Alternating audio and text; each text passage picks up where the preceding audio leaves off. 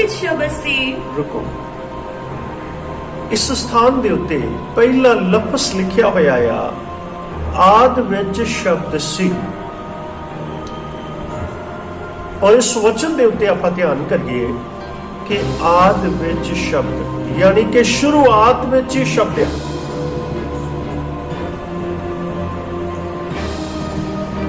और मैनूं एक गल याद आउंदी आ कि शब्द तो हर कोई सिमरे, यानी कि शब्द नूं सिमरन वाले करोड़ां ते अरबां लोग आ जिन्हां दी गिनती करनी मुश्किल आ। मैं पिछले दिनां दे विच इह लफ्ज़ नूं सुनिया पढ़िया, शब्द तो हर कोई सिमरे, शब्द के हाथ ना पाओ, एक शब्द अशौदी करे, एक करे सौंग हो। यानी कि एक शब्द आ जिहड़ा तुहानूं शांति दिंदा है, एक शब्द आ जिहड़ा तुहानूं छुटकारा दिंदा है, एक शब्द वो भी आ जिहड़ा तुहानूं दुख पहुंचाउंदा है, एक शब्द वो भी आ जद वो इंसान दे मूँह दे विचों निकलदा आ और वो तिखे बाणा वर्गा हुंदा है, तिखी तलवार वर्गा हुंदा है, और उहदे जख्म जिहड़े आ शायद मौत तक भी नहीं मिटदे, पीढ़ियां तक भी नहीं मिटदे, क्योंकि मनुख दी गल आखी हुई, मनुख दे जुबान दे विचों निकली हुई गल जिहड़ी आ कई बार जिंदगी भर वो चुभदी रही। लेकिन शब्द जिहड़ा आ वो सानू शांति देण वाला है। आमीन।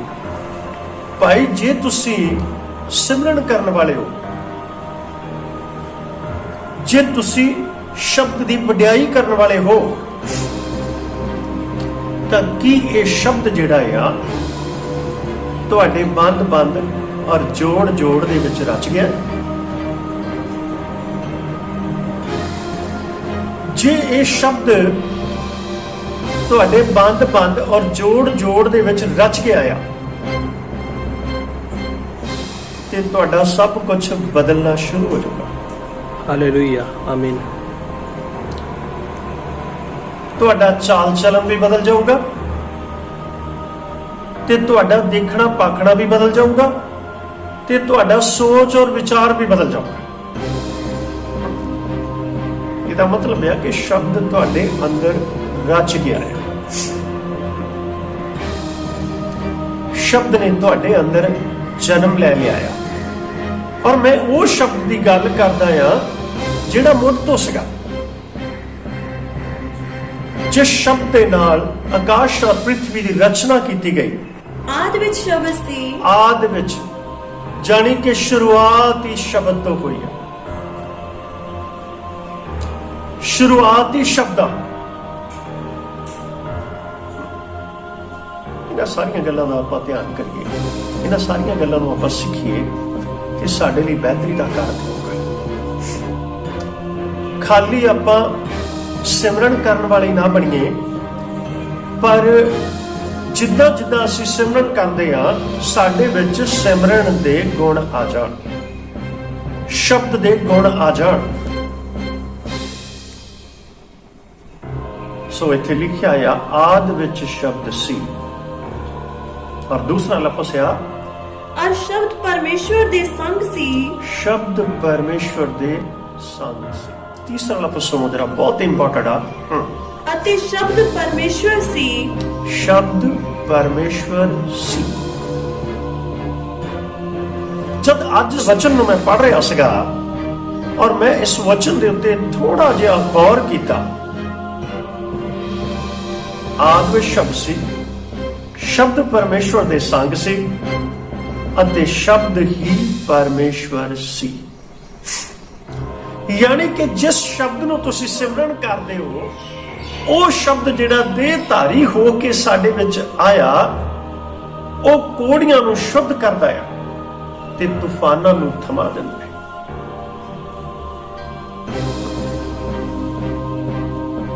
ਪੌੜੀਆਂ ਨੂੰ ਸ਼ੁੱਧ ਕਰਦਾ ਆ ਤੇ ਤੂਫਾਨਾਂ ਨੂੰ ਕੀ ਕਰਦਾ ਪ੍ਰਭੂ ਉਹ ਥਮਾ ਦਿੰਦਾ ਆ। ਆਪਾਂ ਜੇਕਰ ਇਸੇ ਲਫ਼ਜ਼ ਨੂੰ ਦੇਖ ਲਈਏ ਤਾਂ ਬਹੁਤ ਵਧੀਆ ਹੋਏਗਾ। ਮਰਕਸ ਦੀ ਇੰਜੀਲ ਔਰ ਉਹਦਾ 4 ਅਧਿਆਏ ਔਰ ਉਹਦਾ 38ਵਾਂ ਵਚਨ ਥੋੜਾ ਆਪਾਂ ਬੇੜੀ ਦੇ ਪਿਛਲੇ ਸਿਰੇ ਵੱਲ ਇੱਕ ਸਰਾਣਾ ਰੱਖ ਕੇ ਸੁੱਤਾ ਹੋਇਆ ਸੀ। ਉਹ ਬੇੜੀ ਦੇ ਪਿਛਲੇ ਹਿੱਸੇ ਦੇ ਵਿੱਚ ਸਰਾਣਾ ਰੱਖ ਕੇ ਸੁੱਤਾ ਹੋਇਆ ਸੀਗਾ, ਜਾਨੀ ਕਿ ਥੋੜੇ ਸਮੇਂ ਦੇ ਲਈ ਵਿਸ਼ਰਾਮ ਕਰ ਰਿਹਾ ਸੀਗਾ। ਤਦ ਉਹਨਾਂ ਨੇ ਉਹਨੂੰ ਜਗਾਇਆ ਤਦ ਚੇਲਿਆਂ ਨੇ ਉਹਨੂੰ ਜਗਾਇਆ ਅਤੇ ਉਹਨੂੰ ਆਖਿਆ, ਆਖਿਆ ਗੁਰੂ ਜੀ ਤੈਨੂੰ ਕੋਈ ਫਿਕਰ ਨਹੀਂ ਗੁਰੂ ਜੀ ਤੈਨੂੰ ਕੋਈ ਫਿਕਰ ਨਹੀਂ ਜੋ ਅਸੀਂ ਨਸ਼ਟ ਹੋ ਚੱਲੇ ਹਾਂ। ਅਸੀਂ ਨਸ਼ਟ ਹੋ ਚੱਲੇ।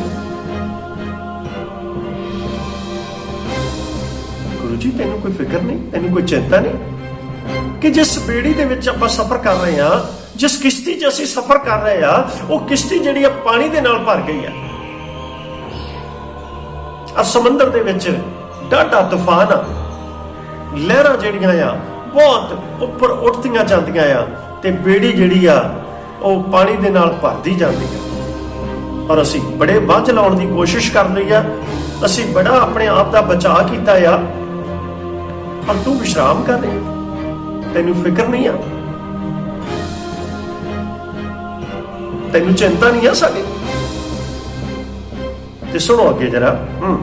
ਤਦ ਉਹਨੇ ਉੱਠ ਕੇ ਪੌਣ ਨੂੰ ਦਬਕਾ ਦਿੱਤਾ। ਉਹ ਉੱਠਿਆ ਔਰ ਉਸਨੇ ਪੌਣ ਨੂੰ ਦਬਕਾ ਦਿੱਤਾ। ਦੇਖੋ ਜੀ, ਸ਼ਬਦ ਜਿਹੜਾ ਆ ਉੱਠਿਆ ਔਰ ਉੱਠ ਕੇ ਸ਼ਬਦ ਨੇ ਦਬਕਾ ਦਿੱਤਾ, ਕਿਉਂਕਿ ਸ਼ਬਦ ਜਿਹੜਾ ਆ ਦੇਹਧਾਰੀ ਹੋਇਆ, ਕਿਰਪਾ ਤੇ ਸਚਾਈ ਨਾਲ ਸਾਡੇ ਵਿੱਚ ਵਾਸ ਕੀਤਾ, ਪਰ ਅਸਾਂ ਉਹਨੂੰ ਨਾ ਸਿਆਣਿਆ। ਉਹ ਤਾਂ ਸਾਡੇ ਨਾਲ ਸਾਡੇ ਵਿੱਚ ਰਿਹਾ, ਉਸਨੇ ਸਾਡੇ ਨਾਲ ਗੱਲਾਂ ਕੀਤੀਆਂ, ਉਸਨੇ ਸਾਨੂੰ ਤਸੱਲੀ ਔਰ ਸ਼ਾਂਤੀ ਦਿੱਤੀ। ਉਹ ਬੇੜੀ ਚੋਂ ਲਹਿਰਾਂ ਨੂੰ ਦਬਕਾ ਦਿੱਤਾ। ਅੱਗੇ ਅਤੇ ਝੀਲ ਨੂੰ ਕਿਹਾ, ਚੁੱਪ ਕਰ ਥੰਮ ਜਾ। ਚੁੱਪ ਕਰ ਥੰਮ ਜਾ।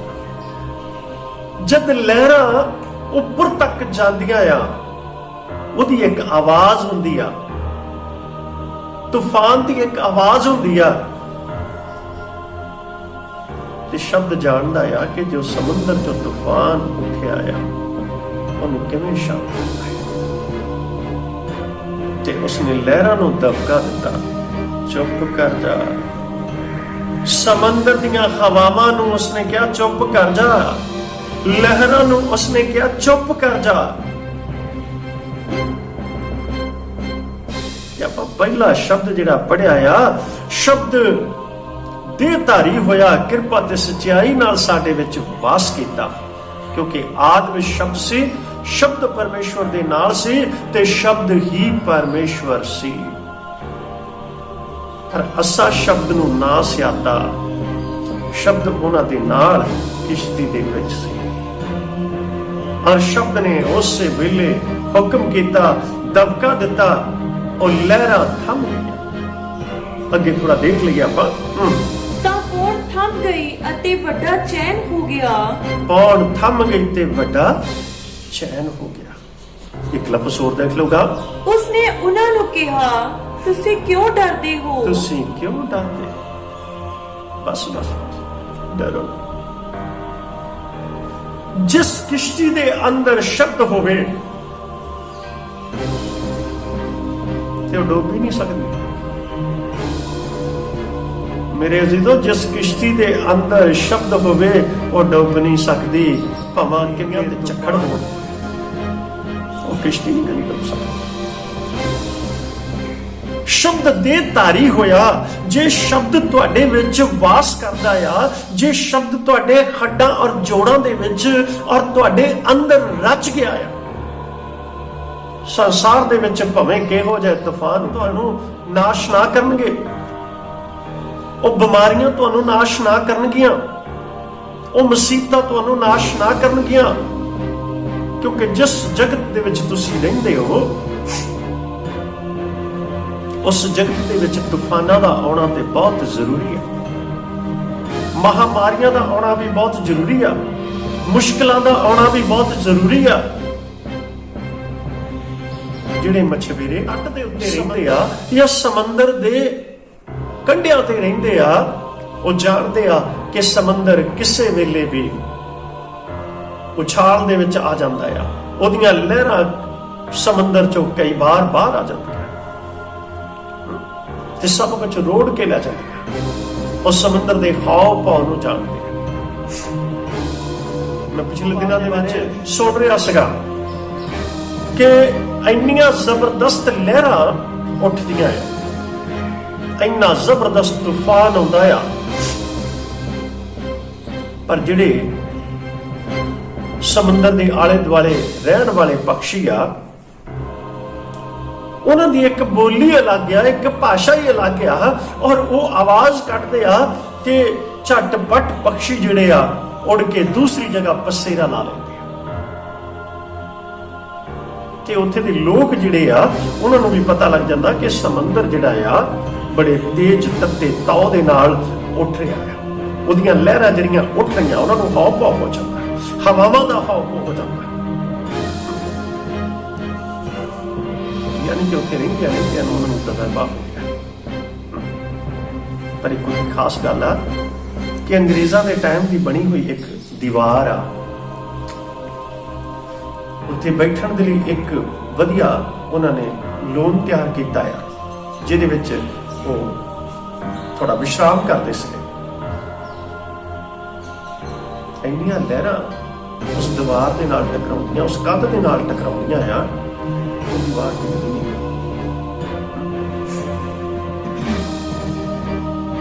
ਉਹਦੀ ਮਜ਼ਬੂਤੀ ਹੈ। ਬਈ ਮੇਰੇ ਦੱਸਣ ਦਾ ਮਤਲਬ ਇਹ ਆ ਕਿ ਸ਼ਬਦ ਜੇ ਤੁਹਾਡੇ ਵਿੱਚ ਵਾਸ ਕਰਦਾ ਆ ਤੇ ਤੁਹਾਡੇ ਅੰਦਰ ਇੰਨੀ ਮਜ਼ਬੂਤੀ ਆ ਜਾਣੀ ਚਾਹੀਦੀ ਆ ਕਿ ਹਜ਼ਾਰਾਂ ਹੀ ਤੂਫਾਨ ਤੁਹਾਡੇ ਨਾਲ ਟਕਰਾ ਕੇ ਪਿੱਛੇ ਮੁੜ ਜਾਣ। ਪਹਾੜਾਂ ਦੇ ਨਾਲ ਅਕਸਰ ਤੂਫਾਨਾਂ ਦਾ ਟਕਰਾਓ ਹੁੰਦਾ ਆ ਤੇ ਪਹਾੜ ਆਪਣੇ ਸਥਾਨ ਦੇ ਉੱਤੇ ਰਹਿੰਦਾ ਆ। ਤੂਫਾਨ ਜਿਹੜੇ ਆ ਪਹਾੜਾਂ ਨੂੰ ਰੋੜ ਕੇ ਨਹੀਂ ਜਾ ਸਕਦੇ, ਉਹ ਟਕਰਾ ਕੇ ਪਿੱਛੇ ਮੁੜਦੇ ਆ। ਸੋ ਜਿਸ ਸੰਸਾਰ ਦੇ ਵਿੱਚ ਮੇਰੇ ਭੈਣ ਭਰਾਵੋ ਤੁਸੀਂ ਰਹਿੰਦੇ ਆ, ਇਸ ਸੰਸਾਰ ਦੇ ਵਿੱਚ ਹਜ਼ਾਰਾਂ ਬਿਮਾਰੀਆਂ, ਹਜ਼ਾਰਾਂ ਮੁਸ਼ਕਿਲਾਂ, ਹਮਾਰਾ ਪਰੇਸ਼ਾਨੀਆਂ ਆਉਣਗੀਆਂ, ਉੱਠਣਗੀਆਂ, ਖੜੀਆਂ ਹੋਣਗੀਆਂ, ਪਰ ਤੁਸੀਂ ਖੜੇ ਰਹੋ, ਬਣੇ ਰਹੋ ਉਸ ਪਹਾੜ ਦੀ ਤਰ੍ਹਾਂ, ਕਿਉਂਕਿ ਸ਼ਬਦ ਤੁਹਾਡੇ ਅੰਦਰ ਆ। ਜੇ ਸ਼ਬਦ ਤੁਹਾਡੇ ਅੰਦਰ ਆ ਤੇ ਕੋਈ ਤੂਫਾਨ ਤੁਹਾਨੂੰ ਡੁਬੋ ਨਹੀਂ ਸਕਦਾ, ਤੇ ਕੋਈ ਭਿਆਨਕ ਰੋਗ ਔਰ ਭਿਆਨਕ ਬਿਮਾਰੀ ਵੀ ਤੁਹਾਨੂੰ ਫੜ ਨਹੀਂ ਸਕੇਗੀ। ਉਹ ਬਿਮਾਰੀ ਨੂੰ ਪਿੱਛੇ ਮੁੜਨਾ ਪਏਗਾ, ਉਸ ਬਿਮਾਰੀ ਨੂੰ ਪਿੱਛੇ ਜਾਣਾ ਪਊਗਾ। ਸ਼ਬਦ ਦੇਹਧਾਰੀ ਹੋਇਆ, ਕਿਰਪਾ ਤੇ ਸਚਾਈ ਨਾਲ ਸਾਡੇ ਵਿੱਚ ਵਾਸ ਕੀਤਾ, ਪਰ ਅਸਾਂ ਉਹਨੂੰ ਨਾ ਸਿਆਣਿਆ। ਔਰ ਉਹ ਸ਼ਬਦ ਜਿਹੜਾ ਆ ਉਹ ਤਾਂ ਕੋੜੀਆਂ ਨੂੰ ਸ਼ੁੱਧ ਕਰਦਾ ਹੈ। ਉਹ ਸ਼ਬਦ ਜਿਹੜਾ ਆ ਤੂਫਾਨਾਂ ਨੂੰ ਦਬਕਾ ਦਿੰਦਾ ਹੈ। ਉਹ ਸ਼ਬਦ ਜਿਹੜਾ ਆ ਰੋਗੀ ਤੇ ਬਿਮਾਰਾਂ ਨੂੰ ਚੰਗਾ ਕਰਦਾ ਹੈ। ਔਰ ਉਹ ਸ਼ਬਦ ਜਿਹੜਾ ਆ 4-4 ਦਿਨ ਦੇ ਮੁਰਦਿਆਂ ਨੂੰ ਜਿਉਂਦਾ ਕਰ ਦਿੰਦਾ ਹੈ। ਉਹ ਸ਼ਬਦ ਜਿਹੜਾ ਆ ਅੰਧਿਆਂ ਦੀਆਂ ਅੱਖਾਂ ਨੂੰ ਖੋਲ ਦਿੰਦਾ ਆ ਤੇ ਬੋਲਿਆਂ ਨੂੰ ਸੁਣਨ ਦੀ ਸ਼ਕਤੀ ਦਿੰਦਾ ਆ ਔਰ ਲੰਗੜਿਆਂ ਨੂੰ ਚਲਾਉਣ ਦੀ ਸ਼ਕਤੀ ਰੱਖਦਾ ਹੈ। ਉਹ ਸ਼ਬਦ ਤੁਹਾਡੇ ਮਾਨ ਵਾਸਤੇ, ਘਬਰਾਇਓ ਨਾ, ਡਾਵਾਡੋਲ ਨਾ ਹੋਇਓ, ਕਿਉਂਕਿ ਸ਼ਬਦ ਕੀ ਆ ਤੁਹਾਡੇ ਅੰਦਰ ਆ। ਜਿਸ ਕਿਸ਼ਤੀ ਦੇ ਅੰਦਰ ਸ਼ਬਦ ਆ ਉਹ ਕਿਸ਼ਤੀ ਡੁੱਬ ਨਹੀਂ ਸਕਦੀ। ਜੇ ਤੁਹਾਡੇ ਜੀਵਨ ਦੇ ਵਿੱਚ ਯਿਸੂ ਆ, ਜੇ ਤੁਹਾਡੇ ਜੀਵਨ ਦੇ ਵਿੱਚ ਸ਼ਬਦ ਆ, ਤੁਸੀਂ ਨਾਸ਼ ਨਹੀਂ ਹੋ ਸਕਦੇ। ਉੱਠ ਕੇ ਖੜੇ ਹੋਵੋ, ਬਿਮਾਰੀ ਨੂੰ ਦਬਕਾ ਦਿਓ, ਗਰੀਬੀ ਨੂੰ ਦਬਕਾ ਦਿਓ, ਪਰੇਸ਼ਾਨੀ ਨੂੰ ਦਬਕਾ ਦਿਓ। ਉਹ ਪਰੇਸ਼ਾਨੀ ਤੁਹਾਡੇ ਤੋਂ ਜਾਏਗੀ ਔਰ ਕਹੋ ਮੈਂ ਤੈਨੂੰ ਹੁਕਮ ਦਿੰਦਾ ਆ। ਜਿਵੇਂ ਯਿਸੂ ਉੱਠਿਆ ਤੇ ਉਹਨੇ ਲਹਿਰਾਂ ਨੂੰ ਦਬਕਾ ਦਿੱਤਾ, ਉਹ ਲਹਿਰਾਂ ਉਸੇ ਘੜੀ ਥੰਮ ਗਈਆਂ। ਸਮੁੰਦਰ ਨੂੰ ਆਖਿਆ, ਉਹਦੀਆਂ ਲਹਿਰਾਂ ਜਿਹੜੀਆਂ ਸੀ ਉਸੇ ਘੜੀ ਥੰਮ ਗਈਆਂ। ਤੇ ਜਰਾ ਉਠੋ, ਆਖੋ, ਐ ਬਿਮਾਰੀ ਮੇਰੇ ਘਰ ਤੋਂ ਨਿਕਲ, ਗਰੀਬੀ ਮੇਰੇ ਘਰ ਤੋਂ ਨਿਕਲ, ਸਮੱਸਿਆ ਮੇਰੇ ਘਰ ਤੋਂ ਨਿਕਲ, ਮੁਸ਼ਕਲਾਂ ਮੇਰੇ ਘਰ ਤੋਂ ਨਿਕਲ ਜਾਣ, ਪਰੇਸ਼ਾਨੀਆਂ ਮੇਰੇ ਘਰ ਤੋਂ ਨਿਕਲ ਜਾਣ। ਔਰ ਜਿਨ੍ਹਾਂ ਤੂਫਾਨਾਂ ਨੇ ਤੁਹਾਨੂੰ ਘੇਰਿਆ ਹੋਇਆ ਆ, ਉਹਨਾਂ ਨੂੰ ਦਬਕਾ ਦਿਓ। ਸ਼ਬਦ ਤੁਹਾਡੇ ਅੰਦਰ ਆ, ਉਠੋ, ਦਬਕਾ ਦਿਓ, ਕਿਉਂਕਿ ਸ਼ਬਦ ਦੇਹਧਾਰੀ ਹੋਇਆ, ਕਿਰਪਾ ਤੇ ਸੱਚਾਈ ਨਾਲ ਤੁਹਾਡੇ ਵਿੱਚ ਆ ਕੇ ਵਾਸ ਕੀਤਾ। ਔਰ ਜੇ ਤੁਸੀਂ ਸ਼ਬਦ ਦੇ ਸਿਮਰਨ ਕਰਨ ਵਾਲੇ ਹੋ, ਜੇ ਸ਼ਬਦ ਤੁਹਾਡੇ ਅੰਦਰ ਆ, ਤੇ ਉਠੋ, ਖਲੋਵੋ ਉੱਠ ਕੇ, ਔਰ ਉਸ ਸ਼ਬਦ ਨੂੰ ਇਸਤੇਮਾਲ ਕਰੋ। ਜਿਵੇਂ ਸ਼ਬਦ ਦੇਹਧਾਰੀ ਹੋਇਆ ਤੇ ਉਸਨੇ ਲਹਿਰਾਂ ਨੂੰ, ਪੌਣਾਂ ਨੂੰ ਦਬਕਾ ਦਿੱਤਾ, ਤੇ ਉਸੇ ਘੜੀ ਥੰਮ ਗਈਆਂ, ਉਸੇ ਘੜੀ ਉਹ ਰੁਕ ਗਈਆਂ। ਉਠੋ, ਫਿਰ ਦਬਕਾ ਦਿਓ।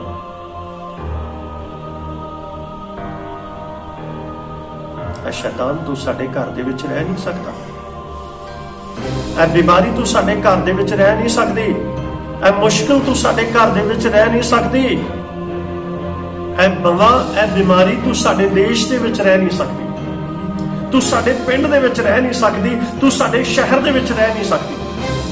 ਉਠੋ, ਦਬਕਾ ਦਿਓ।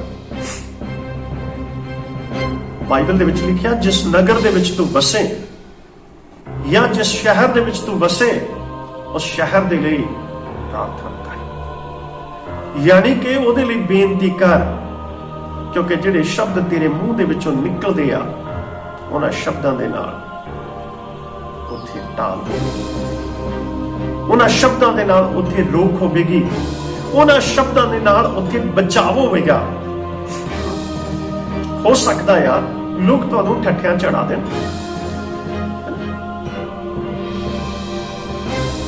ਲੇਕਿਨ ਪਰਮੇਸ਼ਵਰ ਨੇ ਤਾਂ ਤੁਹਾਨੂੰ ਠੱਠਿਆਂ 'ਚ ਨਹੀਂ ਉਡਾਇਆ।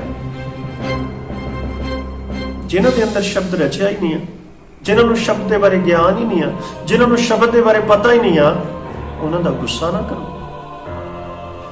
ਕਿਉਂਕਿ ਉਹਨਾਂ ਦੀ ਬੁੱਧ ਜਿਹੜੀ ਬੰਦ ਹੋ ਚੁੱਕੀ ਆ, ਉਹਨਾਂ ਦੀ ਮੱਤ ਜਿਹੜੀ ਹਾਲੇ ਖੁੱਲੀ ਨਹੀਂ ਆ, ਪਰ ਤੁਹਾਡੀ ਮੱਤ, ਤੁਹਾਡੀ ਬੁੱਧ ਖੁੱਲ ਚੁੱਕੀ ਆ। ਔਰ ਤੁਸੀਂ ਉਠੋ, ਆਪਣਾ ਕੰਮ ਕਰੋ। ਜਿਸ ਨਗਰ ਦੇ ਵਿੱਚ ਤੁਸੀਂ ਵਸੋ, ਉਸ ਨਗਰ ਦੇ ਲਈ ਪ੍ਰਾਰਥਨਾ ਕਰੋ। ਜਿਸ ਸਥਾਨ ਤੇ ਤੁਸੀਂ ਰਹਿੰਦੇ ਹੋ, ਉਸ ਸਥਾਨ ਦੇ ਲਈ ਦੁਆ ਕਰੋ ਕਿ ਪਰਮੇਸ਼ਵਰ ਅੱਗ ਦੀ ਵਾੜ ਕਰ, ਦੂਤਾਂ ਦੀ ਵਾੜ ਕਰ, ਅੱਗ ਦੀ ਵਾੜ ਕਰ, ਦੂਤਾਂ ਦੀ ਵਾੜ ਕਰ, ਤਾਂ ਜੋ ਇਹ ਬਿਮਾਰੀਆਂ ਸਾਡੇ ਨਗਰ ਦੇ ਵਿੱਚ ਜਾਂ ਸਾਡੇ ਲੋਕਾਂ ਦੇ ਉੱਤੇ ਨਾ ਆ ਸਕਣ, ਤੇਰੇ ਲੋਕਾਂ ਦੇ ਉੱਤੇ ਨਾ ਆ ਸਕਣ, ਸਾਡੇ ਘਰਾਂ ਔਰ ਸਾਡੇ ਬੱਚਿਆਂ ਤੇ ਕਬਜ਼ਾ ਨਾ ਕਰਨ। ਦੁਆ ਕਰੋ, ਕਿਉਂਕਿ ਸ਼ਬਦ ਜਿਹੜਾ ਦੇਹਧਾਰੀ ਹੈ, ਕਿਰਪਾ ਤੇ ਸੱਚਾਈ ਨਾਲ ਸਾਡੇ ਵਿੱਚ ਵਾਸ ਕੀਤਾ ਹੈ, ਔਰ ਉਹ ਸ਼ਬਦ ਤੁਹਾਡੇ ਅੰਦਰ ਆ, ਉਹ ਸ਼ਬਦ ਅੱਜ ਤੁਹਾਡੇ ਨਾਲ ਗੱਲ ਕਰਦਾ ਆ, ਉਹ ਸ਼ਬਦ ਤੁਹਾਡੇ ਮੂੰਹ ਦੇ ਵਿੱਚੋਂ ਨਿਕਲਦਾ ਆ। ਔਰ ਜਦ ਉਹ ਸ਼ਬਦ ਤੁਹਾਡੇ ਮੂੰਹ ਦੇ ਵਿੱਚੋਂ ਨਿਕਲੇ ਤੇ ਵੱਡੇ ਕੰਮ ਹੋਣ, ਕਿਉਂਕਿ ਜਦ ਯਿਸੂ ਕਿਸ਼ਤੀ 'ਚੋਂ ਉੱਠਿਆ, ਉਹਨੇ ਦਬਕਾ ਦਿੱਤਾ, ਕਿਉਂਕਿ ਸ਼ਬਦ ਉਹਦੇ ਅੰਦਰ ਸੀ। ਅੱਜ ਸ਼ਬਦ ਤੁਹਾਡੇ ਅੰਦਰ ਆ, ਹੈ ਪਾਕਰੂ ਤੁਹਾਡੇ ਅੰਦਰ ਕੰਮ ਹੁੰਦਾ ਆ ਬਾਹਰ। ਜਦ ਪਾਕਰੂ ਤੁਹਾਡੇ ਅੰਦਰ ਹੋਵੇਗਾ ਤੇ ਕੰਮ ਬਾਹਰ ਹੋਵੇਗਾ। ਇਸ ਲਈ ਆਪਣਾ ਜੀਵਨ ਪ੍ਰਭੂ ਦੇ ਹੱਥ ਦੇ ਵਿੱਚ ਸਮਰਪਣ ਕਰੋ, ਆਪਣੇ ਆਪ ਨੂੰ ਪ੍ਰਭੂ ਦੇ ਹੱਥ ਦੇ ਵਿੱਚ ਸਮਰਪਣ ਕਰੋ। ਸੋ ਮੈਂ ਪਰਮੇਸ਼ਵਰ ਦੀ ਸੇਵਾ ਕਰਦੇ ਹੋਏ ਤੁਹਾਡੇ ਲਈ ਪਾਕਰੂ ਦਾ ਮੱਸਾ ਮੈਂ ਰਿਲੀਜ਼ ਕਰਦਾ ਹਾਂ। ਆਮੀਨ। ਜਿੰਨੇ ਤੁਸੀਂ ਆਤਮਾ ਦੇ ਵਿੱਚ ਕਮਜ਼ੋਰ ਹੋ, ਤਕੜੇ ਹੋ ਜਾਓ ਯਿਸੂ ਮਸੀਹ ਦੇ ਨਾਮ ਦੇ ਨਾਲ। ਆਮੀਨ। ਇਹ ਸ਼ਬਦ ਤੁਹਾਡੇ ਜੋੜਾਂ ਔਰ ਹੱਡਾਂ ਦੇ ਵਿੱਚ ਰਚ ਜਵੇ ਯਿਸੂ ਮਸੀਹ ਦੇ ਨਾਮ ਦੇ ਵਿੱਚ। ਆਮੀਨ। ਜਦ ਇਹ ਸ਼ਬਦ ਤੁਹਾਡੇ ਵਿੱਚੋਂ ਨਿਕਲੇ ਤੇ ਪਾਵਰਫੁਲ ਹੋ ਕੇ ਨਿਕਲੇ, ਤੁਸੀਂ ਚਟਾਨ ਬਣੋ ਯਿਸੂ ਮਸੀਹ ਦੇ ਨਾਮ। ਘਰ ਦੇ ਵਿੱਚ ਆਈ ਹੋਈ ਮੁਸ਼ਕਲ ਜਾਊਗੀ ਵਾਪਸ, ਤੁਹਾਡੇ ਜੀਵਨ ਦੇ ਵਿੱਚ ਆਈ ਹੋਈ ਬਿਮਾਰੀ ਜਾਏਗੀ ਵਾਪਸ, ਤੁਹਾਡੇ ਬੱਚਿਆਂ ਦੇ ਜੀਵਨ ਦੇ ਵਿੱਚ ਆਈ ਹੋਈ ਪਰੇਸ਼ਾਨੀ ਜਾਏਗੀ ਵਾਪਸ ਯਿਸੂ ਮਸੀਹ ਦੇ ਨਾਮ ਵਿੱਚ। ਆਮੀਨ। ਮੈਂ ਪਾਕ ਗੁਰੂ ਦੇ ਮੱਸਾ ਨੂੰ ਤੁਹਾਡੇ ਉੱਪਰ ਰਿਲੀਜ਼ ਕਰਦਾ ਹਾਂ। ਜਿਹਨੇ ਲੋਕ ਇਸ ਵੀਡੀਓ ਨੂੰ ਵਾਚਣ ਉਹ ਲੋਕ ਬਲੈਸ ਹੋ ਜਾਣ ਯਿਸੂ ਮਸੀਹ ਦੇ ਨਾਮ ਵਿੱਚ। ਆਮੀਨ। ਬਾਪ ਬੇਟਾ ਤੇ ਪਾਕ ਗੁਰੂ ਦੀ ਸਾਮਰਥ ਦੇ ਵਿੱਚ ਬਣੇ ਰਹੋ ਯਿਸੂ ਮਸੀਹ ਦੇ ਨਾਮ ਵਿੱਚ। ਆਮੀਨ। ਖੁਦਾ ਤੁਹਾਨੂੰ ਇਹਨਾਂ ਬਚਨਾ